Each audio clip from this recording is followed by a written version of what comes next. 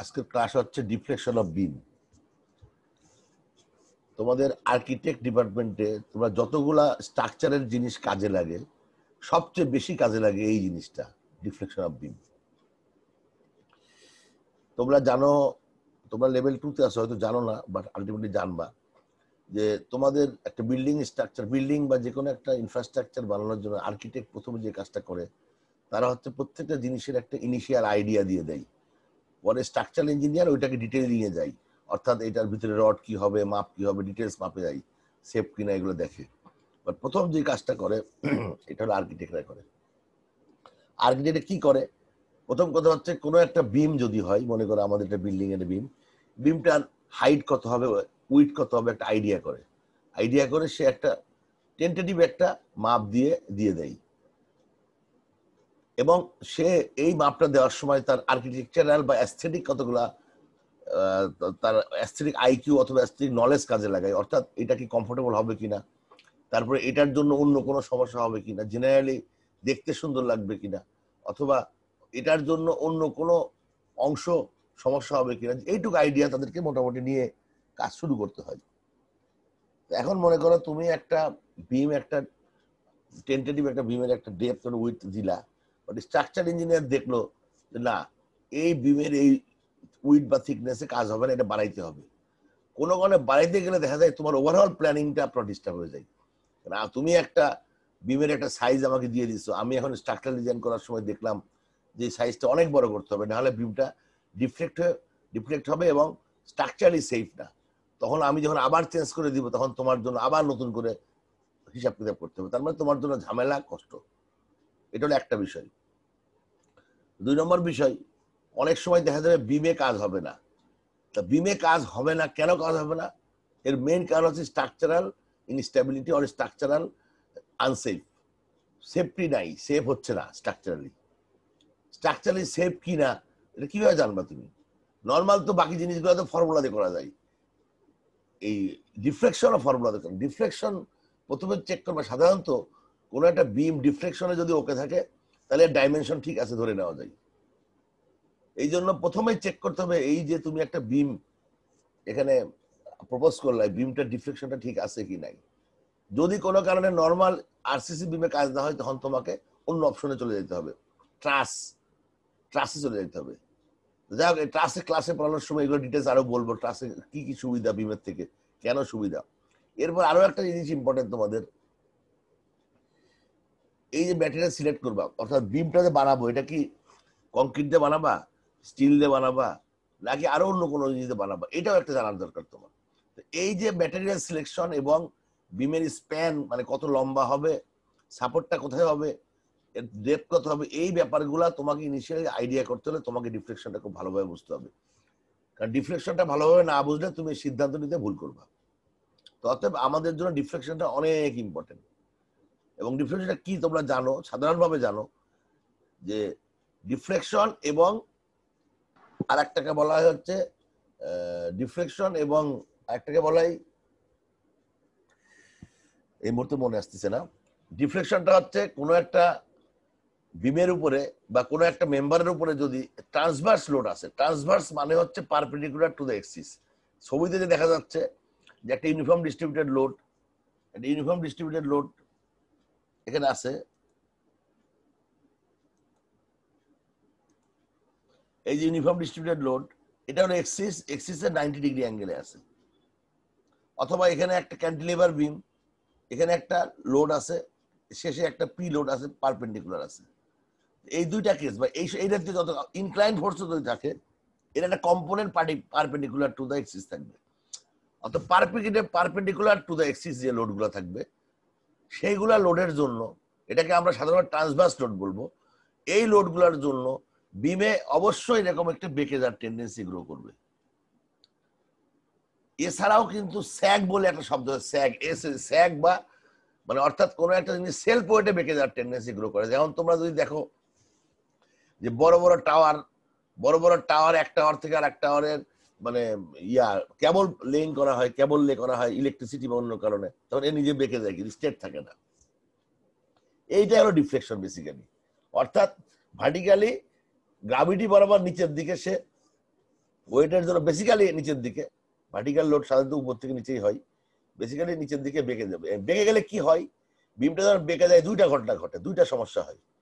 Number one সমস্যা যেটা হয়, যদি বেশি বেঁকে যায় তাহলে বিমের মধ্যে ক্র্যাক ডেভেলপ করে। ক্র্যাক যদি ডেভেলপ করে, এই ক্র্যাকটার জন্য বিল্ডিংটা পরে ফেল করে। এটা হলো একটা প্রবলেম, এটা হলো স্ট্রাকচারাল সেফটির জন্য একটা প্রবলেম। 2 নম্বর প্রবলেমটা কি, যদি বেশি বেঁকে যায় অ্যাপারেন্টলি দেখলে যে কারো মনে হইতে পারে যে বিমটা মনে হয় যে কোনো সময় ভেঙে পড়বে। যখনই এইটা মাথার মধ্যে মনে হবে মানুষের, তখন মানুষজন ওই বিমের তলা দিয়ে আর যাতায়াত করবে না। তা তোমার এমটা কি, কোনো একটা স্ট্রাকচার বানানোর জন্য, মানুষের জন্য ব্যবহার করার জন্য। কেউ যদি বিমটা দেখে যদি মনে করে না বিমটা বেঁকে গেছে বেশি, এখানে যাতায়াত করা যাবে না, তাহলে ultimately at the end of the day কি হবে, তোমার ওই জিনিসটার বিক্রি হবে না, সেল হবে না, অথবা লোকজন ভাড়া নিবে না, অথবা কিছু একটা প্রবলেমই হবে। এত কষ্ট করে 5 বছর লেখাপড়া করলে তোমরা, তারপর এই সামান্য একটা কারণে যদি তোমরা একটা বিল্ডিং এর সেফটি কনসিডার করতে না পারো, তাহলে 5 বছর পড়াটা ইউজলেস। সো তোমাদের মেকানিক্স ওইটুক পর্যন্ত জানা দরকার, যেটুক পর্যন্ত ইনিশিয়ালি একটা আইডিয়া নিয়ে তোমরা মোটামুটি তোমাদের স্ট্রাকচারাল কাজ স্টার্ট করতে পারো। সো আমাদের জন্য ডিফ্লেকশন অনেক ইম্পর্টেন্ট, আমাদের জন্য মানে আর্কিটেক্ট সবার জন্য ইম্পর্টেন্ট, সিভিল ইঞ্জিনিয়ারের জন্য তো অবশ্যই ইম্পর্টেন্ট, আর্কিটেক্টের জন্য অনেক বেশি ইম্পর্টেন্ট। আমার মনে হয় তোমরা মোটামুটি ইন্ট্রোডাক্টরি জিনিসটা বুঝছো। এখন ডিফ্লেকশন মানে কি? Deflection in structural engineer terms refer to the movement of the beam or node from its original position due to forces and loads being applied in the member. Original position থেকে পজিশনটা shift করে যায়, সেটাই হলো আমাদের deflection. কি কারণে deflection হয়? অনেক কারণে হইতে পারে। 1 নম্বর সেলফ ওয়েটের জন্য হইতে পারে, লোডের জন্য হইতে পারে, টেম্পারেচারের জন্য। টেম্পারেচার হলে তোমরা জানো, গত ক্লাসে পড়িয়েছি আমি, টেম্পারেচার হলে কোনো একটা জিনিস যদি টেম্পারেচার ইনক্রিজ করে তাহলে কি হয়, এটা এর ভিতরে একটা ইলংগেশন হয়। ইলংগেশন যখন হবে, দুই পাশে আটকানো, মাঝখানে ইলেকশন এসে বেঁকে যাবে। সিম্পল। কনস্ট্রাকশন এরর, অর্থাৎ কোনো কারণে তুমি মানে যে কনস্ট্রাকশন করছে সে বানানোর সময় কোনো কারণে খেয়াল করে নাই, ডিফ্লেকশন রয়ে গেছে, বাঁকা হয়ে গেছে। তারপরে কোনো একটা কারণে যদি একটা বিল্ডিং এর সেটেলমেন্ট হয়, সেটেলমেন্ট মানে হচ্ছে, মনে করো যে আমরা যখন কনস্ট্রাক্ট করি তখন হচ্ছে চার ফাউন্ডেশন বরাবর কোনো সাইডে যদি একটু ফাউন্ডেশন দুর্বল থাকে, তাহলে ওই সাইডের ফাউন্ডেশনটা নিচের দিকে নেমে যাওয়ার টেন্ডেন্সি গ্রো করে। যখন সে একদিকে 3 দিকে উঁচা একদিকে নিচা হলো, তখন এটা অটোমেটিক্যালি যেহেতু নিচু হয়ে গেলে তাহলে কিন্তু বিমের অ্যালাইনমেন্টটাও নষ্ট হয়ে গেল, তখন বিমটা বেঁকে যাওয়ার টেন্ডেন্সি গ্রো করে। সেটেলমেন্টের জন্য ডিফ্লেকশন হতে পারে। তো আলটিমেটলি ডিফ্লেকশন হওয়া মানেই সমস্যা। অতএব তোমরা দেখবা, it is important to include the calculation of deflection into the design procedure to prevent structural damage to secondary structure. Secondary structure মানে কি? অর্থাৎ মনে করো তোমার বিমের উপর একটা ওয়াল আছে, বিমটা যদি বেঁকে যায় ওয়ালটাও বেঁকে যাবে, ওয়াল বেঁকে গেলে ওয়ালের উপর ক্র্যাক হবে, ওয়াল ক্র্যাক হলে আস্তে আস্তে ওয়ালটা ভেঙে পড়বে। সো আলটিমেটলি ডিফ্লেকশনটা অনেক ইম্পর্টেন্ট। সো আমরা ডিফ্লেকশন ব্যাপারে অনেক বেশি কেয়ার নিব। আরেকটা হচ্ছে, beam may be strong enough to resist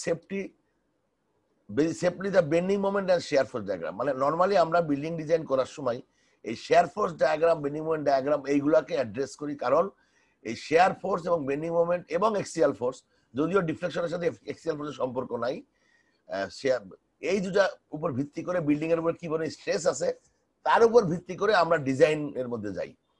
দেখা গেল শেয়ার ফোর্স এবং বেন্ডিং মোমেন্টের উপর ভিত্তি করে বিল্ডিংটা সেফ, তুমি এখানে যদি ছেড়ে দাও, কিন্তু ডিফ্লেকশনের উপর ভিত্তি করে বিল্ডিং সেফ নাও হইতে পারে। সো আলটিমেটলি ডিফ্লেকশনের জন্য অনেক কিছু মোমেন্ট, অতিরিক্ত মোমেন্ট ডেভেলপ করতে পারে। এই কারণেই আমরা ডিফ্লেকশনটাকে অনেক বেশি গুরুত্ব দিব। ডিফ্লেকশন হচ্ছে কোন জায়গায় ম্যাক্সিমাম হয়, তোমরা খুব ইজিলি বুঝতে পারো। একটা যে সিম্পলি সাপোর্টেড বিম হয়, সিম্পলি সাপোর্টেড বিম মানে কি? মানে হচ্ছে দুই পাশে দুটো সাপোর্ট আছে, একটা এটা দুই পাশে দুটো সাপোর্ট, ফিক্স সাপোর্ট হইতে পারে। মানে সোজা কথা, দুই পাশে যদি সাপোর্ট থাকে তাহলে মাঝখানে ডিফ্লেকশনটা বেশি হয়। ক্যান্টিলিভার যদি হয়, অর্থাৎ এক পাশে সাপোর্ট আছে এক পাশে ফ্রি আছে, তাহলে ফ্রি এন্ডে ডিফ্লেকশন বেশি হয়। তো এই কোথায় ডিফ্লেকশন বেশি হয় এটাও ইম্পর্টেন্ট। আমাদের ম্যাক্সিমাম ডিফ্লেকশনটা যেন কন্ট্রোল করতে পারি, তাহলে অন্য ডিফ্লেকশনটা আমার চিন্তা করার কোনো দরকার নেই। অর্থাৎ সবচেয়ে বেশি ডিফ্লেকশন কোন জায়গাটা হচ্ছে, ওই জায়গাটা আমরা যদি কন্ট্রোল করি, ওটা যদি লিমিটের ভিতরে থাকে, তাহলে বাইকগুলো তো অবশ্যই লিমিটের ভিতরে থাকবেই। সো আমাদের মূল বিষয়বস্তু হচ্ছে ম্যাক্সিমাম ডিফ্লেকশনটাকে কন্ট্রোল করা। ডিফ্লেকশন লিমিটটা কি? কোড আছে আমাদের, কোড হচ্ছে ডিফ্লেকশন বলেছে যে 360 ভাগের 1 ভাগ হবে, L/360। এটা সবসময় মাথায় রাখতে হবে। তোমরা যখন ডিফ্লেকশন ক্যালকুলেশন করবা, ক্যালকুলেশন করার সময় দেখবা যে এটা কি L/360 ক্রস করলো কিনা। অর্থাৎ মনে করো একটা বিম 10 ফিট লম্বা, তাহলে L/360 কত হবে? L/360 হবে 10 × 12 ডিভাইড বাই 360। 12 কেন? ইঞ্চি। 10 ফিট × 12 ইঞ্চি ডিভাইড বাই 360। তাহলে 10 ফিট একটা বিম, তোমরা যদি সবাই ক্যালকুলেশন করো 10 × 12 ডিভাইড বাই 360 হয়, তাহলে এই বিমের লিমিট অফ দা ডিফ্লেকশন হয় 0.33 ইঞ্চি, মানে 1/3 ইঞ্চ, মানে 1 ইঞ্চির 3 ভাগের 1 ভাগ।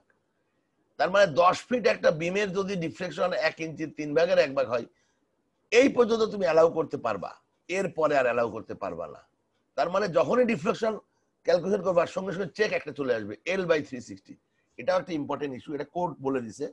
কোড অ্যাকচুয়ালি বলছে তো অবশ্যই এক্সপেরিমেন্টের ভিত্তিতেই বলছে কোডটা। এখন এই যে deflection, when a beam is loaded with transverse load, the bending moment are developed which cause the axis of the beam deflect from original undisturbed position as shown in the following figure। তুমি দেখো এখানে, এই যে এখানে একটা cantilever বিম এখানে fix করা আছে, এটা বেঁকে গেছে। তাহলে বি, এই যে বি, এই যে বিটা এখানে এই যে বি পয়েন্টে চলে আসছে, নিচে নেমে আসছে, এই যে শিফট হলো, এটাই হলো ডিফ্লেকশন, বা আমরা নিউ বি বলি। নিউ শব্দটা বলা হয় ডিফ্লেকশনের একটা নোটেশন হিসাবে। নিউ বি মানে deflection or deviation of point B after loading, এটাই হলো ডিফ্লেকশন। এবং এই ডিফ্লেকশনের মানটা L/360 নিচে হইতে পারবে, উপরে হইতে পারবে না। এবং এই যে বাঁকা হয়ে গেল, যে বাঁকা হলো, এই বাঁকা পয়েন্টটা কি আসলে? এটা হচ্ছে এই বিমটা লোড দেওয়ার পরে প্রত্যেকটা পয়েন্টে ডিফ্লেকশন, যেমন এই পয়েন্টে কোনো ডিফ্লেকশন নাই, ফিক্স সাপোর্ট, যত দূরে যাবে আস্তে আস্তে ডিফ্লেকশন বাড়তে থাকবে, বাড়তে বাড়তে বাড়তে। তার মানে এই লাইনটা কি আসলে? This is the line which shows deflection point of each deflection of each point horizontally. অর্থাৎ এই বিমের কোন জায়গায় কত ডিফ্লেকশন হবে, এই সেই পয়েন্টকে যদি একটা গ্রাফ আঁকাও, এটার একটা লুকাস আঁকাও, তাহলে এই পয়েন্টটা, এটাকে বলা হয় ইলাস্টিক কার্ভ। তাহলে আমি যদি প্রশ্ন করি what is elastic curve? Elastic curve is the curved line or line which is made connecting all the deflection point of the beam, all the deflected point of the beam। প্রত্যেকটা deflected পয়েন্টে আমরা যদি একটা line টানি, তাহলে যে শেপটা হয় এটা ইলাস্টিক কার্ভ। এবং এই ইলাস্টিক কার্ভ এটা একটা ইকুয়েশন তৈরি করা যাবে এটা। অর্থাৎ এই যে একটা কার্ভ, এটা যদি স্ট্রেট লাইন যখন ইকুয়েশন হয়, এটা কার্ভের একটা ইকুয়েশন হবে। সো এটা একটা ইকুয়েশন আছে, এটা ফাংশন অফ এক্স। সো আমরা কি জানলাম? প্রথমে আমরা ডিফ্লেকশন হওয়াটা জানলাম, এই যে কার্ভটা, এই কার্ভটাকে আমরা বলবো ইলাস্টিক কার্ভ, এটা জানলাম। এবং এখানেও দেখো, এটা যখন হয় তখন মাঝখানে ডিফ্লেকশন হয়, এবং এটাও কিন্তু ইলাস্টিক কার্ভ। তো ট্রান্সভার্স লোডের জন্য ইলাস্টিক কার্ভ হয়, তাহলে ডিফ্লেক্টেড কার্ভটাকে আমরা ইলাস্টিক কার্ভ বলবো।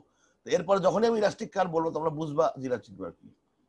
ইলাস্টিক কার্ভ সম্পর্কে আমার মনে হয় সবার একটা আইডিয়া হয়েছে। এরপরে ডিফ্লেকশনটা কি জিনিস, ভেরি মানে ক্লিয়ার, যে পয়েন্টটা যেখানে শিফট করলো অরিজিনাল পজিশন থেকে, এটাই ডিফ্লেকশন। এরপরে হচ্ছে রোটেশন বা স্লোপ, এই দুটো শব্দ একই জিনিস, স্লোপ বা রোটেশন। অর্থাৎ কোনো একটা পয়েন্টে কত অ্যাঙ্গেল হবে। যেমন মনে করো বি পয়েন্টটাকে যদি আমি একটা ট্যানজেন্ট টানি, তাহলে অরিজিনাল পজিশন, বি পয়েন্টটা কেমন ছিল? স্ট্রেট লাইন ছিল। তাহলে এই যে অ্যাঙ্গেলটা তৈরি করলো, এইটাই সেই স্লোপ অথবা রোটেশন। স্লোপ কেন বলি বা রোটেশন কেন বলি? রোটেশন মানে এটা পেয়ে গেল, তোমরা ভালো করে বুঝো রোটেশন কেন বলি। স্লোপ কেন বলবো? স্লোপ মানে হলো ট্যান থিটা। এবং তোমরা কিন্তু ইন্টারমিডিয়েটে পড়ে এসছো ট্যান থিটা, এটা ট্যান থিটা মানে হচ্ছে dy/dx। dy/dx মানে ট্যান থিটা, অর্থাৎ slope tan theta dy/dx।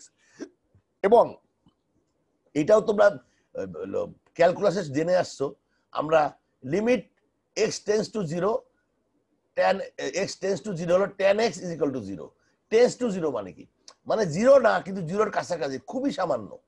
Limit x tend two 0 sin x = 0। অর্থাৎ সাইন আর ট্যান থিটা, এই দুইটা যদি থিটা অ্যাঙ্গেলের মান খুবই সামান্য হয়, তাহলে ওইটাকে আমরা 0 ধরে নিই। সো আলটিমেটলি তখন আমরা কি করি? 0 যদি ধরে নিই, তখন কি হয়? ডাইরেক্ট আমরা x এর মানও যা, tan x এর মানও তাই, থিটার মানও যা, tan থিটার মানও যাই তাই। তার মানে কি? তখন স্ট্রেট হয়ে আমরা y/x কে আমরা tan থিটা বলতে পারি বা স্লোপ বলতে পারি। তাহলে স্লোপ বলতে কি বোঝাচ্ছি আমরা? স্লোপ বলতে আমরা বোঝাচ্ছি যে y/x এর অনুপাত, y/x এর অনুপাত ডাইরেক্ট আমরা বলতে পারি। কেন বলতে পারি? যেহেতু এই অ্যাঙ্গেলটা খুবই সামান্য। আমি সবাইকে বুঝাইতে পারছি স্লোপটা কি জিনিস? জি স্যার। যদি ডিফ্লেক্টেড না হয় তার স্লোপ কত হবে? 0 0 হবে। Very good. স্যার 0 হবে। ডিফ্লেকশন না হলে স্লোপ 0 হবে। তার মানে y 0 হবে, মানে x যাই হোক y যদি 0 হয় 0 0। সো এই তিনটা টার্ম যদি তোমরা বুঝে থাকো তাহলে তোমরা you are in the class, আর কি ক্লাসের মধ্যে তোমরা আসো ইনশাআল্লাহ। হাওয়ার এরপরে আসো এই যে ইলাস্টিক আমি বললাম যে একটা জিনিস বেঁকে, এটা হচ্ছে যে লোডটা যদি উপর দিকে দেওয়া হয়, লোডটা যদি উপর দিকে দেওয়া হয় তাহলে এরকম একটা হবে। এটা এই হলো এক্সিস অফ বিম, আর এটা হলো ইলাস্টিক কার্ভ, যেটা বলছে আরেকবার জাস্ট বললাম আমি তোমাদেরকে। এবং এই ইলাস্টিক কার্ভের উপর ভিত্তি করে দেখো এই জিনিসটা বিমটা দেখতে কেমন, এইরকম একটা কেটে যদি নিতাম আমরা এরকম একটা শেপ হইতো, এবং আলটিমেটলি এটা একটা অরিজিন হইতো। তার মানে এটা একটা কার্ভের একটা সেন্টার থাকতো, এবং এই সেন্টার থেকে মানে থাকলে তখন রেডিয়াস থাকতো। তার মানে এরকম কোনো একটা মানে ব্যাপার আমরা কেটে নিলে করতাম, এবং আলটিমেটলি এর উপর ভিত্তি করে ডিফ্লেকশনের একটা প্রমাণ আছে, যে এই প্রমাণটা তোমাদের যেহেতু সিলেবাস বড় এবং অত ডেপথে যাওয়া দরকার হয়, প্রমাণটা আমি পড়াবো না, আমি শুধুমাত্র ফর্মুলাটা তোমাদেরকে পড়াবো, যাতে তোমরা যেন অ্যাজ আর্কিটেক্ট ফর্মুলাটা ব্যবহার করে কিভাবে ডিফ্লেকশন বের করতে হয় এটা যেন বুঝো, যাতে তোমার পারো। আর কি সোজা কথা, তোমাদের যে হ্যান্ড ক্যালকুলেশনের জন্য যেটুকু দরকার সেটুকু আমি যেন তোমরা করতে পারো, এটাই আমার আজকে ক্লাসের মূল উদ্দেশ্য। এই একটা জিনিস আমি তোমাদের শেয়ার ফোর্স বেনিমিনেশনে পড়িয়েছি, তোমাদের মনে আছে কিনা? লোডকে আমরা ইন্ডিকেট করলে শেয়ার ফোর্স পাই, অর্থাৎ এই যে শেয়ার ফোর্সকে ইন্ডিকেট করলে আমরা বেন্ডিং মোমেন্ট পাই, বেন্ডিং মোমেন্টকে ইন্ডিকেট করলে আমরা রোটেশন পাই। তোমাদের পড়ানোর সময় এটা ভুল পড়িয়েছিলাম, এইটা উল্টাপাল্টা করছিলাম, রোটেশন পাই, আর রোটেশনকে ইন্ডিকেট করলে আমরা ট্যানজেনশিয়াল ডেভিয়েশন পাই। এন্ড তোমরা আমাকে বলতে পারো স্যার আপনি ওখানে বললেন ডিফ্লেকশন, এখানে বললেন ট্যানজেনশিয়াল ডেভিয়েশন, পার্থক্যটা কি? Practically deflection and tangential deviation similar জিনিস। ট্যানজেনশিয়াল ডেভিয়েশন মানে কোনো একটা পয়েন্ট, আচ্ছা আমি ট্যানজেনশিয়াল ডেভিয়েশন পরে বলবো, আমি নেক্সট স্লাইডে বলবো। খালি মনে রাখো আপাতভাবে জেনারেল ভাবে ডিফ্লেকশন আর tangential deviation almost similar thing. Tangential deviation মানে তার ট্যানজেন্ট যে পয়েন্টে ছিল অরিজিনাল পজিশন থেকে সে কোন জায়গায় নেমে আসলো, ওখানে ডেভিয়ে কি পরিমাণ নামলো, এটাই ট্যানজেনশিয়াল ডেভিয়েশন। আবার এট দ্য সেম টাইম আমরা এখানে যদি যাও, এটাও তোমরা পড়ছো যে ডিফারেন্সিয়েট যদি করতে থাকো তো আলটিমেটলি এই যে এখানে টি এবি বলছি ট্যানজেনশিয়াল ডেভিয়েশন এবি, এটা থিটা এবি বলছি রোটেশন, এইভাবে আস্তে আস্তে ডিফারেন্সিয়েট করলে একটা ইনসেপ্ট চেঞ্জ হয়ে যায়। শুধুমাত্র একটাই জিনিস আমাদের খেয়াল করতে হবে যে এখানে কিন্তু একটা ইআই 1/EI চলে আসছে নতুন, এইটুকের মধ্যে কোনো রকম ইআই এর কোনো কারবার নাই, কিন্তু এখানে যখনই আমি মোমেন্ট থেকে রোটেশনে চলে আসছি তখন 1/EI দিয়ে ভাগ করছি। হোয়াট ইজ দিস ইআই? ই মানে youngs modulus of elasticity, I মানে মোমেন্ট অফ ইনার্শিয়া, মানে রেক্টেঙ্গুলার মোমেন্ট অফ ইনার্শিয়া। এই জন্য আমি তোমাদের বলছিলাম যে তুমি যখন একটা বিল্ডিং এর বিমের একটা বিম সিলেক্ট করবে তখন তোমার ম্যাটেরিয়াল সিলেক্ট করতে হবে। ম্যাটেরিয়াল সিলেক্ট মানে ই সিলেক্ট করলা, তার ক্রস সেকশন সিলেক্ট করলা মানে আই সিলেক্ট করলা, তার মানে ই এবং আই এর মধ্যে তোমরা অটোমেটিক ঢুকে গেছো। কিন্তু সো তোমরা যদি আই যদি না বুঝো, মোমেন্ট অফ ইনার্শিয়া না বুঝো, তাহলে ডিফ্লেকশনে কিন্তু তোমরা ভুল করবা। এবং তোমরা ইচ্ছা করলে বিমের বিভিন্ন শেপ চেঞ্জ করে দিয়ে তুমি আই বাড়াইতে পারবা। আই যদি ভালো করে বুঝে থাকো তোমরা শেপ চেঞ্জ করে আই বাড়াইতে পারবা। আমি আই সম্পর্কে একটা আইডিয়া তোমাদের দিছি, তারপরে যদি পরে সময় পাই আরো দিব, কারণ আই এবং সেন্ট্রয়েড তোমাদের আর্কিটেক্টের জন্য একেবারে 100% বুঝতে হবে। তোমাদের হয়তো কার্ভ আই বোঝার দরকার নাই, রেক্টেঙ্গুলার, সার্কুলার, হলো, এইগুলার আই যদি না বুঝো তাহলে কিন্তু তুমি কিন্তু ভালো আর্কিটেক্ট হলেও ভালো এক্সপোজার করতে পারবে না। অর্থাৎ তুমি মনে করো তোমার মাথার মধ্যে সুন্দর একটা মজার একটা আইডিয়া আছে, এইভাবে এই জিনিসটা করবো, কিন্তু তুমি আই বুঝো না, আই না বুঝলে তুমি এটা হলে কি ঠিক হলো না ঠিক হলো না এটা তোমার কিন্তু বোঝার সুযোগ থাকবে না। সো আইটা সম্পর্কে অনেক ভালো বুঝতে হবে। যাও আমি যেটা বলতেছিলাম ইআই দিয়ে ভাগ করতে হবে। তার মানে আমরা কি দেখতেছি এখানে, আমরা কি দেখলাম এখানে? আচ্ছা আগেরটাই দেখি আমরা। আগেরটা কি, আমি যে রোটেশন বের করতে চাই, এই যে রোটেশন যদি বের করতে চাই তাহলে আমি কি করব? এই দেখো কি করছি আমি, M 1/EI integration of mx। এটা মানে কি? ইন্টিগ্রেশন মানে হচ্ছে mx। mx কি? mx মানে m is a function of x। m মোমেন্টের যে ইকুয়েশন আছে ওটার মধ্যে x আছে, এই জন্য mx লিখছি। mx মানে m ইনটু x না, কিন্তু m is a function of x, তাই তো নাকি? সবাই কি বোঝা যাচ্ছে? m is a function of x আমরা এভাবে লিখি, এটাকে জি ইন্ডিকেট স্যার। করা। তাহলে m কে ইন্ডিকেট করলে কি হবে? m এর আন্ডারে যে এরিয়া আছে সেটাই হবে। এম কে মানে যে কোনো একটাকে ইন্টিগ্রেট করা মানে তার আন্ডারে যে এরিয়াটা আছে সেটাই হলো ইন্টিগ্রেশনের মানে, অর্থ হলো এটা। ইন্টিগ্রেশন অফ ভি মানে কি ভি এর আন্ডারে যে এরিয়া আছে সেটা, ইন্টিগ্রেশন অফ পি মানে কি পি এর আন্ডারে যে এরিয়া আছে।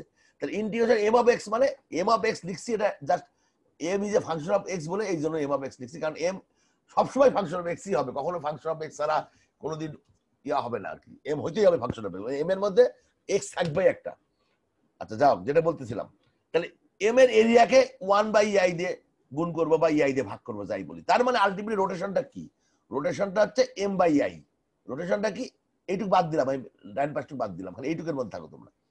কোনো একটা জিনিসের রোটেশন যখন বের করবা তখন এম মোমেন্টের যে এরিয়াটা আছে এরিয়াকে ই আর আই দিয়ে ভাগ করবা।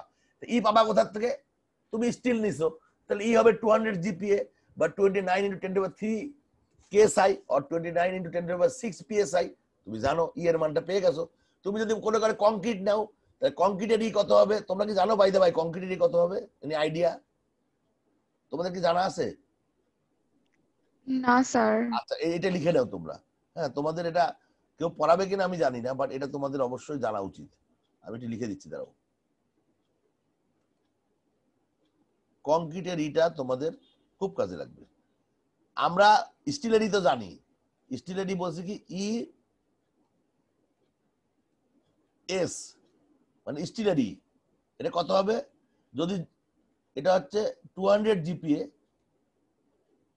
200 জিপিএ, জিপিএ মানে গিগা প্যাসকেল, এটা হচ্ছে এসআই ইউনিটে, আর হচ্ছে 29 ইন্টু 10⁻³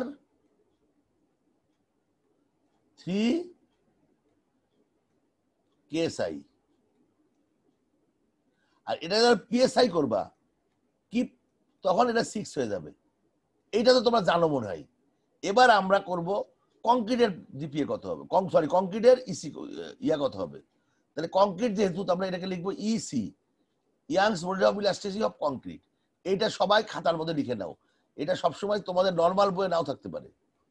ইসি হবে 57,500। এরপরে আর আমি কোনোদিনই বলবো না, এটা তোমাদের এটা মনে রাখতে হবে। পরীক্ষা হলে ডাটাটাও দিয়ে দিব না আমি, কিন্তু তোমাদেরকে এটা মনে রাখতে হবে। 57,500√f'(c) এবং এটা পিএসআই তে হবে, এই f'(c) টা হবে পিএসআই তে হবে, f'(c) টাকে পিএসআই তে convert, pound per square inch, তাই তো? PSI pound per square inch. এখন মনে করো হোয়াট ইজ f'(c)? তোমরা কি জানো f'(c) টা কি জিনিস? না নাম স্যার। শুনছো? নাম শুনো নাই? আচ্ছা নাম শুনো নাই, তোমাদের ইঞ্জিনিয়ার ম্যাটেরিয়াল লেভেল 1 এ কি যে পড়ানো হয়েছে আল্লাহই জানে, তোমরা এই টার্মই জানো না। আচ্ছা যাও, টার্ম 1 এ আর কি পড়ানো হয়েছে, অনেক কিছু মনে হয় পড়ানো হয় নাই তোমাদের। যেটা বলতেছিলাম f'(c) টা মানে কি, আমরা যখন একটা বিল্ডিং বানাই, মানে বিল্ডিং বানানোর আগে তো আমরা স্ট্রাকচার ডিজাইন করি। আমরা বলতে সিভিল ইঞ্জিনিয়ার বা স্ট্রাকচারাল ইঞ্জিনিয়ার যাই বলো, ডিজাইন করার সময় কি করি আমরা? আমরা কিন্তু এই যে কংক্রিট যে কংক্রিটটা ব্যবহার করি, কংক্রিটের স্ট্রেংথ ধরে নিই, এই স্ট্রেংথ কত হবে। এটা তো আমরা প্রথমে, তোমরা যেমন বিল্ডিং দেখার আগেই একটা সুন্দর স্পেস ডিজাইন করো, স্ট্রাকচারাল ডিজাইন নাও, বিল্ডিংটা দেখার আগে তারা কি করে, তারা হচ্ছে কংক্রিট স্ট্রেংথ কত হবে এটা মনে মনে ধরে নাই। কিসের উপর ধরে? অতীতের অভিজ্ঞতা থেকে ধরে, যে আমি যে পাথর ইউজ করি আমার স্ট্রেংথ কত হবে, আমি যে ব্রিক ইউজ করি তাহলে স্ট্রেংথ কত হবে, আমি যে ফার্স্ট ক্লাস ব্রিক ইউজ করি, আমি যদি কি বলে সিরামিক ব্রিক ইউজ করি। তার মানে এই ডাটাগুলো তার কাছে তার মাথার মধ্যে আছে, এটা ডাটাটা, যে এই রকম জিনিস ইউজ করলে ক্লায়েন্টকে জিজ্ঞেস করা হয় যে ভাই আপনি কি দিয়ে ব্যবহার করবেন, সে বলবে আমি ভাই ব্রিক দিয়ে করবো, আমার তো পয়সা নাই। ঠিক আছে, ব্রিক দিয়ে করলে স্ট্রেংথ কত হয়? 3000 পিএসআই হয়। তো সিরামিক ব্রিক দিয়ে করলে 3500 পিএসআই হয়। যদি পাথর দিয়ে করো এটা 4, 5, 6, 7, 8 পর্যন্ত হইতে পারে। 7 যদি তুমি অ্যাডমিক্সচার ইউজ করো, বাই দা বাই তোমরা কি অ্যাডমিক্সচার কি জানো কিনা আমি জানি না। অ্যাডমিক্সচার মানে কোনো একটা কংক্রিটের মধ্যে একটা মেডিসিন টাইপের একটা জিনিস দিতে, মেডিসিন থেকে কেমিক্যাল দিতে হয়, যে কেমিক্যালটা দিলে স্ট্রেংথ বাড়ে। এটা আলাদা ক্লাস, এই ক্লাসে আমি বলবো না, এটা জাস্ট জেনে রাখো। অ্যাডমিক্সচার বলে একটা টার্ম আছে, এটা একটা এক ধরনের কেমিক্যাল যেটা দিলে কংক্রিটের অনেক রকম সুবিধা হয়, বিভিন্ন ভাবে সুবিধা হয়, একটা জায়গায় একগুলো দিতে হয়, সেটা পরের কথা। তাহলে এই যে আমরা এই যে স্ট্রেংথটা বলি, এই স্ট্রেংথটাকে বলে f'(c). এটা 28 দিনের স্ট্রেংথ হয়। তোমরা জানো কিনা জানি না, কোন একটা কংক্রিট তোমরা খেয়াল করছো সাইটে যে প্রথম দিন কংক্রিট ঢালাই করার পরে সেটা বিম হোক কলাম হোক, তারপর লাগাতার 24 ঘন্টা পর লাগাতার পানি দেওয়া হয়। তোমরা কি খেয়াল করছো পানি দেওয়া হয় কংক্রিটে? পানি দিয়ে ভেজানো হয়, পানি দেওয়া হয়, পানির মধ্যে ডুবানো হয়। এই যে পানি দেওয়া হয় এটাকে বলা হয় কিউরিং। কিউরিং করা হয়, অর্থাৎ কংক্রিট প্রথম 24 ঘন্টা তোমার এখানে করে পানি দিতে পারবা না, কংক্রিট শক্ত হবে। এরপরে যত পানি দিবা এর তত শক্ত বাড়তে থাকবে, এবং 28 দিনে স্ট্রেংথ 90% গেইন করে। 28 দিন পর্যন্ত স্ট্রেংথ যদি গেইন করে তাহলে বিল্ডিং এর ওই 28 দিনের পরে। এবং এটাও খেয়াল করবা তোমরা যে কোন একটা বিল্ডিং, তোমরা প্লিজ আমি যে কথাগুলো বলতেছি এটা গল্প আকারে হলেও তোমরা ফিজিক্যালি বিভিন্ন বিল্ডিং এ দেখবা আমার কথাগুলো ঠিক কিনা। যে বিল্ডিং এর একটা ঢালাই করলো, ঢালাই করার 28 দিন বা 21 দিন পরে বিল্ডিং এর ওই সাপোর্ট গুলো নামাই। কেন নামাই? 28 দিন বা 21 দিন পরে স্ট্রেংথ গেইন করে। তার আগে সাপোর্ট নামালে ক্র্যাক করবে, ওই যে ডিফ্লেকশনটা হবে, কনস্ট্রাকশন এরর যেটাকে বলতেছি, ডিফ্লেকশন হয়ে যাবে, আগেই ডিফ্লেকশন হয়ে যাবে। সো এই এফ প্রাইম সিটা হচ্ছে 28 দিনের সিলিন্ডার স্ট্রেংথ। সিলিন্ডার স্ট্রেংথটা কি জিনিস? ওই যে গ্রাউন্ডে আমি যখন বিল্ডিং বানাই এখান থেকে সিলিন্ডার বানাই, এই সিলিন্ডারটা আমাদের কংক্রিট ল্যাবে নিয়ে যা টেস্ট করি এর কম্প্রেসিভ স্ট্রেংথ কত, কম্প্রেসিভ স্ট্রেংথ কত, সো ওইটাই হলো সিলিন্ডার স্ট্রেংথ। তার মানে তোমার যদি কোনো একটা ইসের কংক্রিটের সিলিন্ডার স্ট্রেংথ যদি 3000 পিএসআই হয়, তাহলে ইসি কত হবে? 575/0 করলে যা আসে সেটাকে মোটামুটি লোয়ার রাউন্ড করে দিবা। লোয়ার রাউন্ড মানে রাউন্ড ফিগার, নিচেরটা যেখানে আছে মোটামুটি এটা করে দিবা। তাহলে কি তোমরা ইসি পেয়ে গেছো? ইয়াংস কংক্রিট কি পেয়ে গেছো তোমরা? উত্তর দাও, পাইছো না পাও নাই? জি স্যার। জি স্যার। তো এটা লিখে ফেলো তোমরা যে ইয়াংস মনে বিলাসিসির কংক্রিট লাগবে, কারণ তোমরা ম্যাক্সিমাম কংক্রিটের বিল্ডিং ডিজাইন করবা। সো এটা শেষ আমাদের। তাহলে আমরা ই পাইলাম, আই পাইলাম। আইটা পাবো কিভাবে? আই হলো ক্রস সেকশন। আই নিয়ে আরো পরে পরে কথা বলবো, এই ক্লাসে আর বলবো না আমি আই নিয়ে। এবার আমরা চলে যাই, ঢুকে যাই আমাদের ইসের উপরে। তো এটা হলো স্লোপ বা রোটেশন, একটু আগেই বললাম theta x is equal two 1/EI। এটা মানে কি? এম অফ এক্স মানে আমি একটু আগে বললাম equation of M which is a function of x, একটু আগে বললাম, তোমরা বুঝো এটা। ইন্টিগ্রেশন অফ এম এক্স মানে কি? এরিয়া অফ মোমেন্ট আন্ডার বিম। এই যে মোমেন্ট ডায়াগ্রামটা আঁকলা, এই পুরো মোমেন্টের এরিয়াটাকে ইন্টিগ্রেশন অফ এম এক্স বলে। 1/EI মানে EI দিয়ে ভাগ করা। এই হলো তিনটা স্টেপ, একটু আগে যেটা আমি বললাম।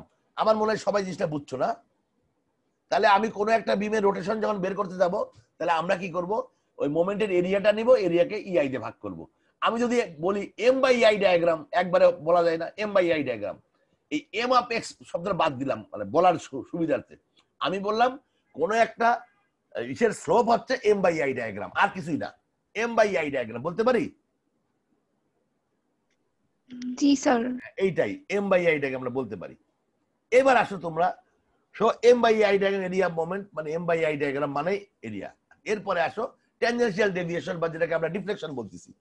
আমি একটু পরেই জানাবো ডিফ্লেকশন ট্যানজেনশিয়াল পার্থক্য কি, বাট আপাতত তোমরা দুইটা শব্দকে একই হিসেবে ধরে নাও। এটা হলো new of x. New of x না, আসলে আমরা এটা নিউ বলবো না, এটাকে বলবো হচ্ছে আমরা টি বলবো। হাওয়ার আপাতত নিউ লিখি আমরা। এটা কি করলাম? এই যে এখানে একটা হ্যাঁ, নিউ অফ এক্স মানে কি? এখানে ভুল করছি, এখানে এখানে কি হবে? থিটা হবে, ভুল করছি, এটা থিটা হবে, বুঝছো? থিটা। তাহলে থিটাকে ইন্টিগ্রেশন করলে আমরা নিউ পাবো, থিটাকে ইন্টিগ্রেশন নিউ পাবো। আগেরটা এম কে ইন্টিগ্রেশন করছি, আর এর মধ্যে 1/EI তো আছেই, দুইবার ইন্টিগ্রেশন করবো। দুইবার ইন্টিগ্রেশন করা মানে কি বলো? তুমি মনে করো আমার একটা মোমেন্ট আছে, আমি একটা উদাহরণ দিচ্ছি। মনে করো এইদিকে আমার মোমেন্ট আর এইদিকে এক্স। প্রথমবার ইন্টিগ্রেশন করা মানে হলো mx। mx মানে area under the moment diagram. Clear আর নট ক্লিয়ার?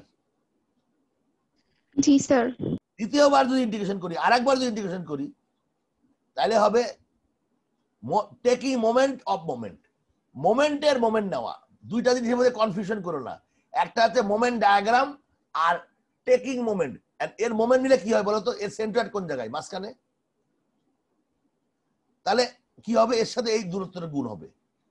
তার মানে যে পয়েন্টের এগেইনস্টে আমরা রোটেশনটা করতেছি তার থেকে যে দূরত্ব আছে গুণ হবে। এই ক্ষেত্রে কি হবে? এটা x/2 হবে, তাহলে x/2 গুণ হবে। তার মানে আমি আবার মুছে দিয়ে আবার তোমাদেরকে বলার চেষ্টা করতেছি যে যখন আমরা এটা করব, এর সাথে দেখো তুমি দুইবার ইন্টিগ্রেশন আছে। দুইবার ইন্টিগ্রেশন মানে taking moment of the moment area, মানে এর মোমেন্ট না। তার মানে কি? m of x হল equation of m which is function of x। দুইবার করে area of the moment diagram in the centroidal distance x, মানে ওর সাথে x এর সেন্ট্রোইডাল গুণ করতে হবে। তার মানে এই অঙ্কের সাথে সেন্ট্রোইডাল x গুণ করলেই পরেরটা হয়ে যাচ্ছে। এবং 1/ei মানে area of moment diagram divide by, এখানে লিখতে ভুলে গেছি, ডিভাইড বাই ei হবে এটা, হ্যাঁ এটা মানে মিস করছি, divide by ei into centroidal distance. তাহলে আমি যদি এখন সামারি করি তোমাদের, স্লোপ কিভাবে বের করব, m/ei ডায়াগ্রাম, ট্যানজেন্সিয়াল বের কি করব, m/ei diagram into centroidal distance. মনে থাকবে সবার? জি স্যার। আচ্ছা ফাইন, মনে যদি থাকে তাহলে দেখো এইটাকে থিওরি আকারে লোকজন বের করছে। আচ্ছা রাইট, প্রথমে আমি তোমাদেরকে একটা সামারি অফ ফর্মুলা দিচ্ছি। এই ফর্মুলাটা প্রত্যেক আর্কিটেক্টের মুখস্থ থাকতে হবে, অথবা হাতে থাকতে হবে, অথবা স্মার্টফোনে থাকতে হবে।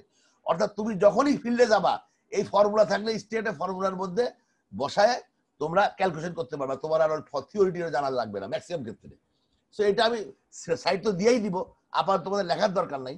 তোমরা এখানে দেখো যে এই যে একটা প্রথম কেসটা কি, একটা ক্যান্টিলিভার বিম, একটা মোমেন্ট আছে, একটা ক্যান্টিলিভার বিম, একটা লোড আছে, একটা ক্যান্টিলিভার বিম, একটা ইউনিয়ন ডিস্ট্রিবিউটেড লোড আছে, একটা ক্যান্টিলিভার বিম, একটা ট্রায়াঙ্গুলার লোড আছে, একটা সিম্পলি সাপোর্টেড বিমের মাঝখানে লোড আছে, একটা সিম্পলি সাপোর্টেড বিম ইউডিএল আছে। প্রত্যেকের ক্ষেত্রে এখানে কিন্তু এই দেখো স্লোপ এবং ডিফ্লেকশনের ফর্মুলা দেওয়া আছে। আমরা এখন করে দেখবো যে এগুলা ঠিক হইলো কিনা। আচ্ছা এখন কথা হচ্ছে ডিজাইন অফ বিম ফ্রি। আচ্ছা যে কথাটা বলছি এটা নিয়ে আর কোনো আমি রিপিট করতে চাচ্ছি না, এটা আমি খালি L/360 বলছিলাম, এটা হবে লিমিট। এবং আমরা চারটা ভাবে বের করতে পারি, double integration method, moment area method, conjugate beam method এবং ভার্চুয়াল ওয়ার্ক মেথড। তো আমরা আজকে করব মোমেন্ট এরিয়া মেথডটা করব। হ্যাঁ প্রথম দুটো করবো অ্যাকচুয়ালি। মোমেন্ট এরিয়া মেথড কখন করা হয়, মোমেন্ট এরিয়া মেথড করা হয় কোন সময়? নাম্বার 1 তিনটা পয়েন্ট আছে, এটা কিন্তু পরীক্ষা আসে অনেক সময়। এক নম্বর হচ্ছে যদি কোনো কারণে আমার একটা নির্দিষ্ট একটা পয়েন্টের রিফ্লেকশন অথবা রোটেশন বের করা দরকার, একটা পয়েন্টের, নট পুরো এলাকার। যেমন তোমরা যদি মনে করো shear force bending moment diagram আঁকানোর সময় আমরা কি করছিলাম, আমরা একটা ফ্রি বডি ডায়াগ্রাম আঁকা একটা পয়েন্টের বেন্ডিং মোমেন্ট বা শেয়ার ফোর্স বের করছিলাম। তাহলে আমি যদি তোমাকে কোশ্চেন করি যে how to find shear force bending moment at a point, তুমি উত্তর কি দিবা? By free body diagram, by cutting a point and drawing a free body diagram. তার মানে আমরা যদি এসএফডি এবং বিএমডি কোনো একটা পয়েন্টের বের করতে চাই তাহলে আমরা ওই পয়েন্টে কাট করব এবং ফ্রি বডি ডায়াগ্রাম আঁকবো। তাহলে সেম কোশ্চেন যদি আমি তোমাকে বলি how do find deflection rotation of a point, তখন বলবা by using moment area method. তার মোমেন্ট এরিয়া মেথড বের করে আমরা যে কোনো একটা পয়েন্টের number 1 point slope or deflection of the beam. Slope মানেই হচ্ছে কি ট্যানজেনশিয়াল ডেভিয়েশন, না সরি, স্লোপ মানে হচ্ছে কি বললাম, রোটেশন। স্লোপ আর রোটেশন একই জিনিস, স্পেসিফাইড লোকেশনে বের করতে। 2 নম্বর পয়েন্ট এই যে শেয়ার মোমেন্ট ডায়াগ্রামটা যদি ইজি হয়, ইজি মানে কি, ইজি মানে চারটা, রেক্ট্যাঙ্গুলার, ট্রায়াঙ্গুলার, প্যারাবোলিক, কিউবিক। এই চারটার মধ্যে যদি সীমাবদ্ধ থাকে তাহলে এই এরিয়াগুলোর আমরা এরিয়াও জানি, সেন্ট্রয়েড জানি। কিন্তু যদি এর থেকে যদি এক্স এর পাওয়ার বেশি হয়ে যায় কিউবের থেকে, তখন কিন্তু আমরা আর এগুলো জানি না, এগুলো জটিল হয়ে যায়। তাই দুটো সেকেন্ড পয়েন্টটা কি, যখন মোমেন্ট ডায়াগ্রাম সোজা হবে আমাদের জানার মধ্যে হবে। 3 নম্বর পয়েন্ট, যদি কোনো কারণে কমপ্লেক্স হয়, কমপ্লেক্স মানে কি, একটা রেক্ট্যাঙ্গুলারের সাথে একটা ট্রায়াঙ্গুলার লাগানো আছে, তার সাথে একটা স্পাইরাল লাগানো আছে, ইত্যাদি ইত্যাদি একাধিক আছে, তখন এগুলো ডিভিশনের মাধ্যমে করব। 3টা পয়েন্ট কিন্তু আমার হাত বেশি সময় আমি দিচ্ছি না অন্য জায়গায়, তোমরা মনে রাখবে এগুলা। তারপর এখানে অ্যাজাম্পশন আছে কিছু, কিসের assumption? Beam is equal state, অবশ্যই এটা স্টেট, কারণ অনেক সময় দেখা যায় বিল্ডিং করার সময় কোনো কারণে ফর্মওয়ার্কটা বাঁকা রেখে বিমটা বাঁকা দিতে পারে, বাঁকা করে ফেলতে পারে, বাট ওইটা আমাদের বিষয়বস্তু না। তারপরে এই যে elastic deformation by the load, by this time তোমরা বুঝছো ইলাস্টিক আর প্লাস্টিক কি জিনিস। Elastic deformation of the load and slope reflection elastic curve are very small, তার মানে খুবই মানে থিটার মান খুবই কম। Deformation is caused by bending হওয়ার জন্য এই 3টা অ্যাজাম্পশন রাখতে হবে। তো পরীক্ষায় অনেক সময় কোশ্চেন আসে যে on which circumstances will go for moment area method, তখন তোমরা এই 3টা পয়েন্ট বলে প্রথমে যেটা বললাম হোয়াট আর দ্য অ্যাজাম্পশন, এগুলো বলবা তোমরা। এইবার আসো আমরা অঙ্ক থিওরামটা পড়ি। থিওরামটা কি রকম দেখো, the angle between the tangent at any 2 point on the elastic curve equals the area under the M by I diagram between those. যে আমি যে কথাটা বললাম সেটাই বলছে না? কি বলছে দেখো, সে কি বলছে, এই যেটা লোড, এটা ইলাস্টিক কার্ভ, আর এটা এম বাই আই ডায়াগ্রাম। তাহলে আমি যদি এইটা formula theta B of A, theta B of A is equal area of M by I diagram between B and A, A আর বি এর মাঝখানে। জিনিসটা কি আসলে, এ আর বি দুটা পয়েন্ট তোমরা দেখতে পাচ্ছ, এই একটা এই দুটা পয়েন্টে দুটা ট্যানজেন্ট টানতেছি। এখন এর ভিতরে ইন্টারনাল অ্যাঙ্গেলটা কত, থিটা বি এ, এটা কত হবে? এটা কিছুই হবে না, এটা হচ্ছে এ আর ওইটাকে থিটা বি এ বলবো আমরা, হ্যাঁ থিটা বি এ বলবো। এখন যদি আমরা এই যে দুটা লাইন টানলাম এই বরাবর, যে এই ভার্টিক্যাল লাইনটা, এই যে এরিয়াটা আছে, এই যে এরিয়াটা আছে, এই এরিয়াটাই আমার ডিফ্লেকশন। তার মানে যে কোনো দুটা পয়েন্টের ডিফ্লেকশন, পয়েন্টের ট্যানজেন্টালের ডিফ্লেকশন কত হবে? এই ডিফ্লেকশন হবে এই বরাবর যে এম বাই আই ডায়াগ্রাম হবে তার পরিমাণ হবে। সবাই কি ক্লিয়ার আর নট ক্লিয়ার?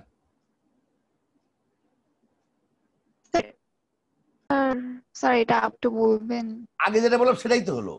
আমি বললাম যে দেখো তুমি, আমি আরেকটা রিপিট করি, রিপিট করলে তো অঙ্ক পর্যন্ত যাইতে পারবো না। তুমি দেখো এই যে এটা হচ্ছে আমার লোড, হ্যাঁ এইটা লোড, মনে করো একটা লোড, যে কোনো একটা লোড দেওয়া আছে, এটা যে রকমই হোক, এটা হলো ইলাস্টিক কার্ভ। ইলাস্টিক কার্ভ মানে ওই যে বললাম না এ কোন জায়গাতে যাবে, এটাই সেই ইলাস্টিক কার্ভ, তাই তো? তারপরে আমরা করবো কি, এখানে একটা ট্যানজেন্ট টানবো, এখানে একটা ট্যানজেন্ট টানবো, তাহলে এই অ্যাঙ্গেলটা কত হবে? এটা হলো কোশ্চেন। এটাই থিওরাম 1 বা রোটেশন বলো, এটাকে রোটেশন বলো, স্লোপ বলো, এটাই সেই জিনিস। রোটেশন বা স্লোপ বলতে কি বোঝাচ্ছে, এটা কত হবে? প্রশ্ন হচ্ছে এটা কত হবে। উত্তর হচ্ছে, উত্তর হবে হলো দেখো এই যে দুটা, এটা তো ফর্মুলা, এটা ফর্মুলা এখানে দিছি আমি। এই দেখো এই এ আর বি যে দুটা পয়েন্ট, এখান থেকে আমরা ট্যানজেন্ট টানবো, এবং এই ট্যানজেন্টের ভিতরের অ্যাঙ্গেলটা আমরা এটা নাম দিব এ আর বি পয়েন্টের বলে থিটা এ বি নাম দিব এটাকে। Theta A B will be এই দুটা পয়েন্ট বরাবর যদি তুমি মোমেন্ট এরিয়া মেথড, এই পয়েন্ট এই পয়েন্টে করেসপন্ডিং যে এরিয়াটুকু আছে, এইটার এই এরিয়াটাই হচ্ছে তোমার এর অ্যাঙ্গেল, এরিয়া থিটা। ক্লিয়ার আর নট ক্লিয়ার? জি স্যার ক্লিয়ার। বলে আবার ক্লিয়ার হবে। এবার আছে থিওরাম 2। থিওরাম 2 কি আছে, the vertical deviation of the tangent at a point, এটা হলো ডিফ্লেকশন বা ভার্টিক্যাল ডেভিয়েশন মানে tangential deviation. Elastic curve with respect to tangent extended from another point B equals to moment of the area under the M by I diagram। মানে কি moment of the area মানে কি, theta AB না, এটা মানে তো theta A B point A B, and then moment is complete। এই দেখো কি moment of the area, what is moment of the area? আমি বলছি একটা মোমেন্ট এরিয়া, একটা moment of the area. Moment area মানে শুধু এরিয়া, আর মোমেন্ট অফ দ্য এরিয়া মানে এটার সাথে এক্স বার গুণ করতে হবে। কি করতে হবে? এর সাথে থিটার সাথে এক্স বার গুণ করতে হবে, আর কিছুই না। সেটা আমি একটু পরে দেখাচ্ছি। মনে করো এই যে ট্যানজেনশিয়াল ডেভিয়েশন কি, এই দেখো এটা এ আর বি পয়েন্ট, তাহলে এ পয়েন্টে একটা ট্যানজেন্ট টানছি, বি পয়েন্টে ট্যানজেন্ট টানছি, তাহলে বি পয়েন্টে যে ট্যানজেন্টটা টানলাম, এই ট্যানজেন্টটার থেকে, এই পজিশন থেকে এ পয়েন্টের অরিজিনাল পজিশন কতখানি দূরত্ব, এটাকে বলা হয় tangential deviation, T A B. T A B মানে কি? টি এ মানে tangential deviation at A, tangential deviation measured at A from tangent at B. Clear আর not clear? T A B মানে কি? এটা মানে যে পয়েন্টে আমরা মাপটা নিছি, বিটা মানে যেখান থেকে ট্যানজেন্ট আসছে। এটা কিন্তু উল্টাপাল্টা করলে কিন্তু সব আওলাই যাবে। কিন্তু টিএবি মানে tangential deviation measured at A from tangent at B. এটাতে এই ভ্যালুটা কত হবে? এই ভ্যালুটা হবে এই ফর্মুলা। ফর্মুলা মানে কি, থিটা তো আগে করলা, থিটা এবি করলা, থিটা এবি করলা, এর সাথে একটা এক্স বার গুণ করতে হবে। কি গুণ করতে হবে? X bar. এক্স বার মানে সেন্টার্ড। এবার আসো আমরা পরবর্তী স্লাইডে চলে যাই, অঙ্ক করলে আরো ক্লিয়ার হয়ে যাবে। আমি অনেক সময় নিয়ে নিচ্ছি নাকি টিএবি। এই দেখো এটাই সেটা করছে, দেখো কি হয়েছে দেখো, এই যে একটা আমি এখানে টিবিএ করি, টিবিএটা করি আমি, এই যে টিবিএ, এটা মান কত হবে? এটার মান হবে টিবিএ, এই দেখো এই যে দুইটা পজিশন আছে, এই দুইটা পজিশনের এরিয়াটা হবে এই এরিয়াটা, এবং এক্স এই যে এই দূরত্বটা গুণ হবে। তার মানে এখানে নিচে ফর্মুলা কিভাবে দেওয়া আছে দেখো, হয়ে গেল, যাই না কেন, এই যে এই এরিয়া ইন্টু এক্স বার, তোমাদের আপাতত এটুকু জানলে হবে। এখন একটা আমরা এইগুলো যাবো না, একটা অঙ্ক করবো, এগুলো আমি যাচ্ছি না। কতগুলো এরিয়া আমাদের এখানে জানিয়ে থাকতে হবে। এই যে এটা আমি কালকে বানাইছি বিভিন্ন হাতে নিয়ে, প্রত্যেকটা এই যে এই যদি 6টা এরিয়া তুমি জানতে পারো তাহলে আর তোমার কিচ্ছু লাগবে না। রেক্টেঙ্গুলার, ট্রায়াঙ্গুলার, তারপরে rectangular, triangular, convex parabola, concave parabola, concave cube, convex cube, এই সবগুলা রিয়া এখানে দেওয়া আছে। তুমি দেখো বিএইচ এর সেন্টার b/2, এটা bh/2, হাফ ভূমিগুণ উচ্চতা, এটা b/3, ইত্যাদি ইত্যাদি আছে। আমি এখানে যাবো না, আমার হাতে সময় নাই। আমি একটা অঙ্ক না করলে একটা ট্রাই করি। একটা মনে করে আমার এরকম একটা ব্যাপার আছে, একটা ক্যান্টিলিভার বিমে, একটা ক্যান্টিলিভার বিম, এটার মোমেন্ট একটা দেওয়া আছে, কনস্ট্যান্ট মোমেন্ট উল্টা দিকে দেওয়া হয়েছে। তাহলে মোমেন্ট ডায়াগ্রামটা এরকম হবে। এটা কারো কোনো সন্দেহ আছে মোমেন্ট ডায়াগ্রাম এরকম হবে? সন্দেহ আছে? না স্যার। তাহলে মোমেন্ট ডায়াগ্রাম যদি এরকম হয়, তাহলে মোমেন্ট ডায়াগ্রামের সাথে আমরা ইআই ভাগ করলেই কিন্তু, মানে এটার সাথে ইআই ভাগ করলে m/i ডায়াগ্রাম, অর্থাৎ মোমেন্ট ডায়াগ্রাম আর ইআই ডায়াগ্রামটা একই রকম হবে। যদি কি কখনো একই হবে যদি ম্যাটেরিয়ালটা সেম হয় এবং যদি ক্রস সেকশনটা যদি সিমেট্রিক হয়, অর্থাৎ অল থ্রু রেক্টেঙ্গুলার। বা যদি আই আর ইয়া তুমি চেঞ্জ করে দাও, যেমন মনে করো অনেক সময় তোমরা দেখবা যে অনেক জায়গায় বিমটা কিন্তু এরকম করা হয়। দেখো মানে আমি জানি না তোমরা দেখছো কিনা, বিশেষ করে পোর্চের নিচে এখানে বড়, এখানে ছোট, আস্তে আস্তে সামনের দিকে ছোট হয়ে যায়। এই ক্ষেত্রে কিন্তু আই গুণ করলে হবে না, তখন ইন্ডিকেশন করতে হবে। যা হোক, আপাতত আমরা ধরে নিই যাদের ক্রস সেকশন ইয়া। তাহলে এইটার আমার প্রশ্ন হচ্ছে, এই অঙ্কের ক্ষেত্রে কি ঘটনা ঘটবে? এরকম একটা কার্ভ আসবে না, ইলাস্টিক কার্ভ হবে না? এটা ভুল বললাম না ঠিক বললাম? এটারে বাঁকাইছে উপর দিকে, তাহলে কি হবে? এইরকমই তো হবে নাকি? তো এরকম হবে না? তাহলে বি এর নতুন পজিশন বি প্রাইম, বি এর নতুন পজিশন হলো বি প্রাইম। তাহলে এই এই জিনিসটা কি? এটা কি? এটা হলো টি A B, T T A T A B নাকি টি বি হবে বলো তো? এটা কি হবে বলো? টি এ বি হবে না টি বি এ হবে? টি বি বি প্রাইম হবে। হ্যাঁ, টি বি প্রাইম তো অন্য জিনিস, টি বি এ হবে। টি বি এ মানে tangential deviation measured at B from tangent at A, T B A. তাহলে এটাও কিন্তু ডিফ্লেকশন, এটা কিন্তু ডিফ্লেকশন এখানে, খেয়াল করছো? তার মানে কোন কোন ক্ষেত্রে ডিফ্লেকশন আর ট্যানজেন্সিয়াল এক, কোন কোন ক্ষেত্রে এক না, আলাদা। তা মোটামুটি আমরা ট্যানজেন্সিয়াল ডেভিয়েশনটা বের করবো এখন। এই ট্যানজেন্সিয়াল ডেভিয়েশন কত, আর কি বের করবো? এই পয়েন্টের অ্যাঙ্গেল বের করবো। দেখো এক্ষেত্রে এই অ্যাঙ্গেলটা বের করবো, থিটাটা কত হবে, এই দুটো জিনিস আমরা বের করবো ওই ফর্মুলা ব্যবহার করে, মোমেন্ট এরিয়া মেথড বের করে। তাহলে আমরা অঙ্কটা করি, আর করলে বুঝতে পারবা। এটা হলো ভি আর টি বি এ যাই বলো। তাহলে এটা বের কিভাবে করবো আমি? আর এটা হচ্ছে থিটা, দুটাই বের করবো আমরা। প্রথমে থিটা বের করবো। থিটাটা কি হয় বলো তো? থিটা মানে কি? Area under m/i diagram. বুঝছো না বুঝো নাই? থিটা কি? Area under m/i diagram. তাহলে কত হবে সেটা বলো, কে বলতে পারবে? Anybody who can help? আমি চাই একজন স্টুডেন্ট আমাকে বলো যে এই জিনিসটা কত হবে এখানে। আমি লিখে দিছি কিন্তু থিটা হলো, থিটা এই যে থিটা, যেটা এখানে থিটা মানে থিটা এবি, কিন্তু আমি এবি আর লিখি নাই। Theta A B area under m/i diagram, সেই ভ্যালুটা কত হবে বলো, কে বলতে পারবে? I want to give somebody star. Star দেওয়ার, তোমরা আর্কিটেক্ট ডিপার্টমেন্ট স্টার পাচ্ছ না আমার কাছে অনেকদিন, আমি স্টার দিতে চাই। বলো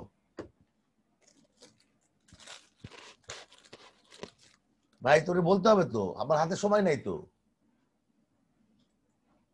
বলো আমিরুল, এটা কি?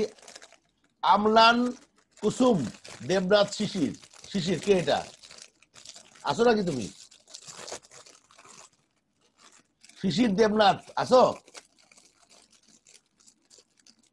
ওকে, অন করে চলে গেছে নাকি? আসো, বলো তুমি বলতে পারবে কত হবে? তুমি কি আমার ক্লাসের সাথে ছিলা? ক্লাসে অন করে থাকলে হবে না তো, আমার কথা শুনছো কিনা? আরেকজন কি আছে? আনিশা, আনিশা আছো নাকি? অনিশা? জি স্যার আছি। হ্যাঁ, বলতে পারবে কত হবে? রুদ্রনীল বলতে পারবা?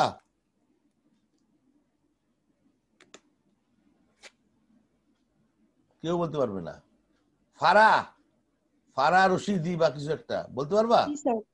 বলতে পারো ফারা কত হবে এটা? স্যার দেখি। লামিয়া বলতে পারবা?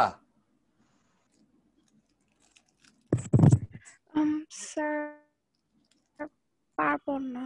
পারবা না। প্রভা পারবা? ফারিয়া প্রভা সবচেয়ে আগে আসছে ক্লাসে, যে তোমার কি অবস্থা বলো? পারবা? ফারিয়া প্রভা তুমি কই? তুমি ক্লাসে আগে আসলা, কথা বলতে। Sir problem. নেট প্রবলেম দিচ্ছে। আচ্ছা, আমার ইয়া কি, আমার যে সিআর আছে, সিআর এর কি অবস্থা? সিআর কি আছে নাকি? তাসিন কি? জি অলিদ আছে? স্যার। অলিদ তুমি পারবা? আমি স্টার নিয়ে না স্যার। বসে আছি, কিন্তু আমি দিতে চাচ্ছি একজনকে, কিন্তু কেউ নিতে পারলো না স্টার মার্ক। 3টা স্টার মার্ক পাইলে কিন্তু একটা ক্লাস টেস্টে 20, আমি বলে দিছি। কিন্তু একজনও নাই আর্কিটেক্টের স্টার মার্ক দেওয়ার মতো। এটা এত দুঃখ করে রাখি আমি। দিতে যাচ্ছে, মার্ক নিয়ে দাঁড়ায় আছি, তোমরা কেউ নিতে পারছো না। কেউ কি ট্রাই করবা? এলমি সাইন থিটা। আমি বলছি theta is equal to area under the M by I diagram. এটা কত হবে? ভ্যালুটা কত হবে? এটা হলো কোশ্চেন ছিল। কে বলবা? নাম বলো, নাম বলে কোশ্চেন উত্তর দিবা, কারণ স্টার মার্ক দিব তো আমি। তাড়াতাড়ি তাড়াতাড়ি, হাতে সময় নাই কিন্তু আমার।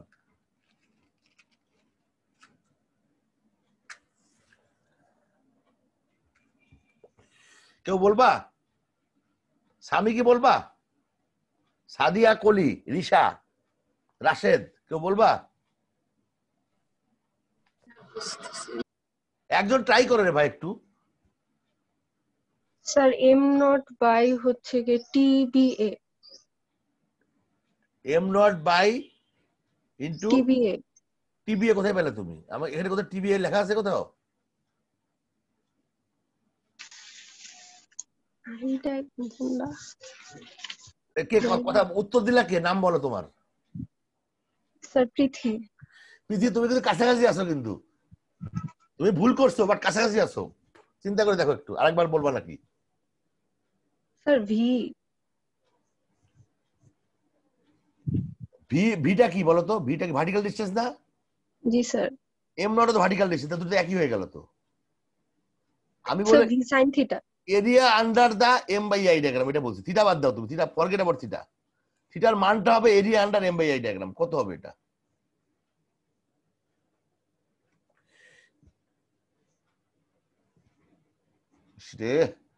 এটা হবে m0 ইন্টু এল হবে রে বাবা। এই যে রেক্টেঙ্গুলার এরিয়ার মান কত হয়? m0 into L.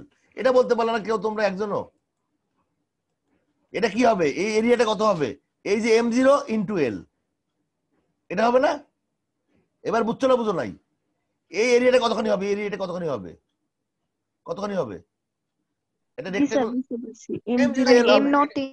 এটা একজনে বলতে পারলো না। ইস, এই তাহলে আমার ক্লাস কি শুনলা তোমরা? কি হইলা? কি মেকানিক শিখলা তোমরা? m0 এল বাই ইআই। হ্যাঁ, ইআই দিয়ে ভাগ তো হবেই, এম বাই ইআই ডায়াগ্রাম যেহেতু। সবাই ক্লিয়ার? থিটা কিভাবে বের করতে হয়?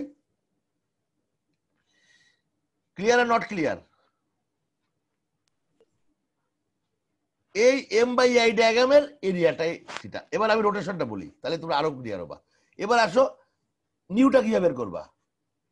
নিউটা হলো area under M by I diagram into central distance from B. B এর থেকে এটা কত হবে? কেউ বলবা?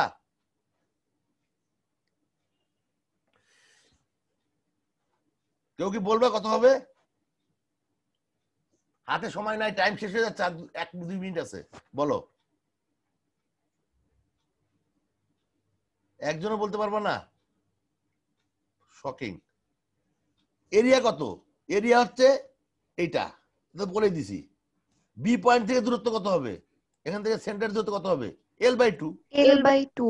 এখন বললে তো হবে না, এখন তো বললে আমি মার্ক দিব না। এই যে এম বাই এ ডায়াগ্রাম, এটা হচ্ছে তোমার এরিয়া, আর এটা হচ্ছে সেন্ট্রাল ডিস্টেন্স। তাহলে কত হলো? m0 l² e/2i। সো এই হলো অঙ্ক। আমি যখন ডিফ্লেকশন বের করবো এইভাবে করবো। এটা বুঝতে সমস্যা হয়েছে কোনো? আজকে যেহেতু আর সময় নাই, আমি এই ক্লাসটা রিপিট করব। রিপিট মানে কি? অঙ্ক আবার করব আমি নেক্সট ক্লাসে ইনশাল্লাহ। তোমাদের সোমবারে ক্লাস না আমার, সোমবারে আমরা রিপিট করবো, এটা আবার করবো।